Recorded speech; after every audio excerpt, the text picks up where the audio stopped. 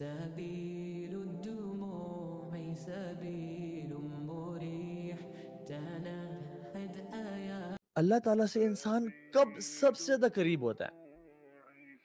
کب کون سا ایسے مومنٹ ہے جس میں انسان اللہ رب العالمین سے، اپنے رب سے، اپنے مالک سے، اپنے پیدا کرنے والے سے، فاطر السماوات والارض سے، بدیع السماوات والارض سے کب سب سے زیادہ قریب ہوتا ہے؟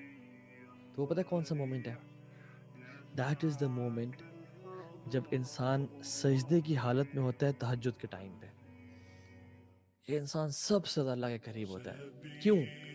کیونکہ اللہ کے نبی نے ایک دو حدیث میں فرمایا کہ اقرب ما یکون العبد من ربہ وهو ساجد فاکثر الدعاء، کہ انسان اللہ سے سب سے زیادہ قریب تب ہوتا ہے جب وہ سجدے کی حالت میں ہے. اور دوسری یہ حدیث بھی آگے کہ اقرب ما یکون الرب من عبد فی جوف اللیل آخر، کہ انسان اپنے رب سے سب سے زیادہ قریب ہوتا ہے رات کے آخری حصے میں. Now we know from the principles of عقیدہ کہ اللہ سبحانہ و تعالیٰ ثم استوى علی العرش، عرش پہ مستوی ہیں، اور ان کا علم جو ہے فزیکلی اللہ سبحانہ و تعالیٰ اپنے عرش پہ موجود ہے. I hope this every Muslim knows about it. اور اللہ رب العالمین اپنے علم سے ہر جگہ پہ موجود ہیں، یعنی he knows each and everything. He knows ہم تمہارے شارک سے بھی زیادہ قریب ہیں. ٹھیک ہے، تو لیکن فزیکلی اللہ سبحانہ وتعالیٰ اپنے عرش پہ موجود ہے.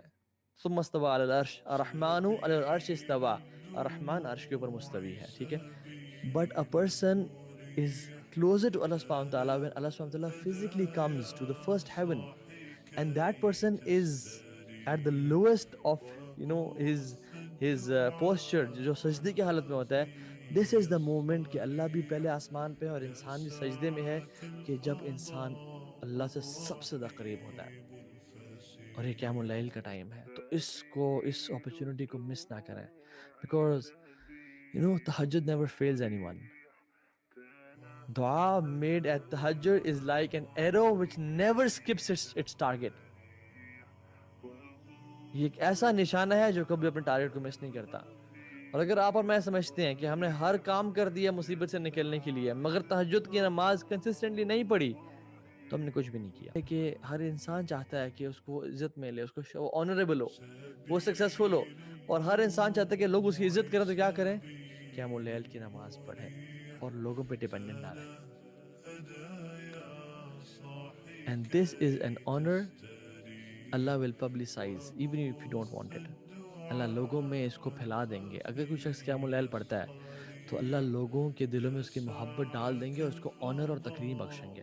یہ اللہ کا ایک اصول ہے. So try your level best کہ جب اللہ رب العالمین رات کے آخری حصے میں آسمان دنیا پہ آتے ہیں اور سوال کرتے ہیں.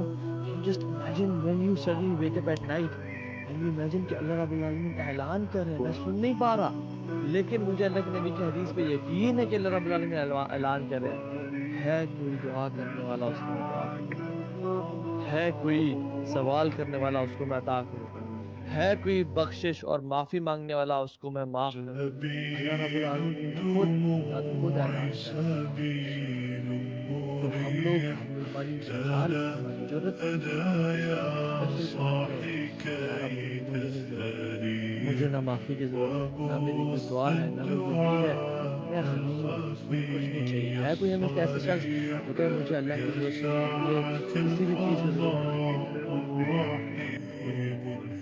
لوگ فقیر ہیں، وہ غنی ہیں.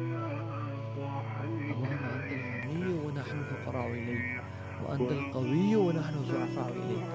آپ غنی ہیں، فقیر ہیں، آپ قوی ہیں، ہم ضعیف ہیں. ہم آپ سے مانگتے ہیں اور ہمیں بہت ساری چیزیں چاہیے. تو we should stand up for night prayer.